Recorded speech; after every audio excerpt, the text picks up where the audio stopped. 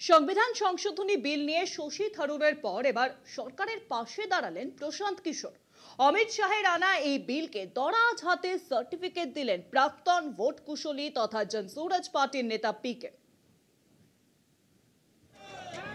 লোকসভায় 130তম সংবিধান সংশোধনী বিল পাস হওয়ার পর বিলের বিরোধিতায় ফেটে পড়েন বিরোধীরা। রাহুল, মমতা সহ বিরোধী ইন্ডিয়া জোটের সবাই সুর চড়ান বিলের বিরুদ্ধে। শেষ বেলায় কংগ্রেসের অবস্থানের উল্টো দিকে দাঁড়িয়ে বিলকে সমর্থন করেন দলের সাংসদ Shashi Tharoor.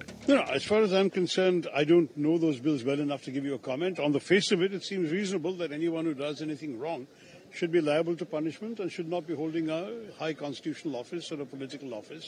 I think that makes sense. এবার থারুরের পথে হেঁটে বিল নিয়ে সরকার পক্ষকে সমর্থন করলেন প্রশান্ত কিশোর।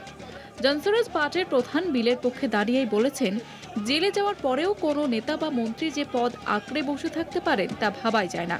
भाई क्रिमिनल बिल जो लाया जा रहा है वो इसलिए लाया जा रहा है कि जब संविधान बना होगा तब शायद संविधान बनाने वालों को, देश के निर्माताओं को इस बात का एहसास ही नहीं रहा होगा कि लोग, सत्ता में बैठे हुए लोग इतने करप्ट हो जाएंगे, इतने भ्रष्टाचारी हो जाएंगे, इतने बड़े क्रिमिनल होंगे कि उनको जेल जाना पड़ेगा, और उससे भी बढ़कर कि वो जेल जाने के बाद भी अपना पद नहीं छोड़ेंगे।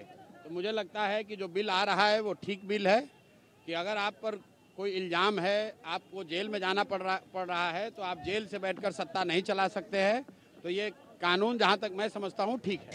গুরুতর অপরাধে অভিযুক্ত প্রধানমন্ত্রী, মুখ্যমন্ত্রী বা কোনো মন্ত্রী টানা 30 দিন জেল হেফাজতে থাকলে বা তার 5 বছর কিংবা তার বেশি কারাদণ্ড হওয়ার সম্ভাবনা থাকলে 31 দিনের মাথায় অভিযুক্তকে পদ ছাড়তে হবে। বর্তমান আইনে দোষী সাব্যস্ত না হওয়া পর্যন্ত পদ ছাড়তে বাধ্য নন কোনো মন্ত্রী। কলকাতা টিভি।